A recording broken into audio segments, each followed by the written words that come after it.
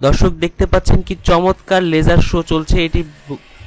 এটি মূলত উপবিশ্বাসের একটি র্যাম্প শোর অনুষ্ঠানের শুরুর দিকে এই লেজার শোটি চালানো হয় এবং এই শোতে কিছুক্ষণ পরে দেখতে পারবেন উপবিশ্বাসের র্যাম্প শো। এবং এখানটাতে হিরো আলম না আসতে পারায় তিনি দুঃখ প্রকাশ করেছেন।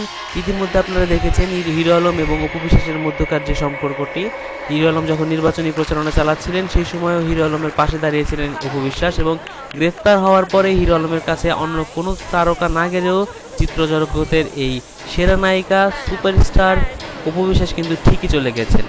যাই হোক, কিছুক্ষণের মধ্যেই আমরা লাইভ দেখাচ্ছি, এখানটাতে কিছুক্ষণের মধ্যেই দেখতে পাবো উপবিশ্বাসের আগমন ঘটবে এই স্টেজে। দর্শক সাথেই থাকুন।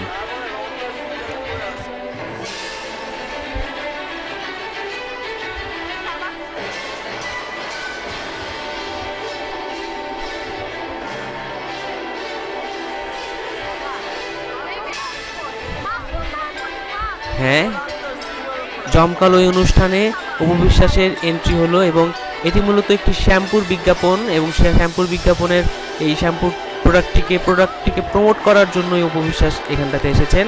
হ্যাঁ, উপবিশ্বাসকে এখন দেখা যাচ্ছে এবং উৎসুক জনতার ভিড় এবং কি রকম চাঞ্চল্যকর অবস্থা সৃষ্টি হয়েছে তা দেখতে পারবে। উপবিশ্বাস হেঁটে আসছে, দর্শক দেখতে পাচ্ছেন, উপর থেকে নিচে নামলেন এবং উনি এখন স্টিল দাঁড়িয়ে একটি পোজ দিচ্ছেন। ক্যামেরার সবগুলো এখন ফোকাস উপবিশ্বাসের দিকে।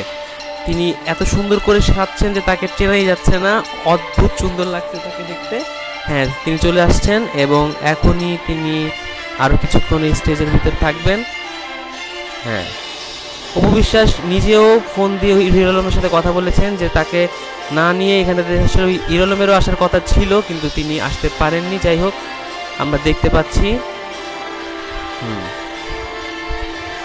দর্শক, আমাদের এই ভিডিওটি যদি আপনার ভালো লেগে থাকে তাহলে অবশ্যই লাইক, কমেন্ট এবং সাবস্ক্রাইব করবেন, এবং সাবস্ক্রাইব করার পরে দেখবেন একটি বেল আইকনের মতো, সেটিতে কিন্তু আলতো করে একটি ছোঁয়া দিয়ে দিলে আমাদের সকল ভিডিওর আপডেট পৌঁছে যাবে আপনার নোটিফিকেশন। এবং আপনি এই ভিডিওটি সম্পর্কে কী ভাবছেন আপনি নির্দ্বিধায় আমাদের এই ভিডিওর নিচে থাকা কমেন্ট বক্সে তা লিখে পাঠাতে পারেন, আমরা সাদরে সেটিকে গ্রহণ করব। ধন্যবাদ।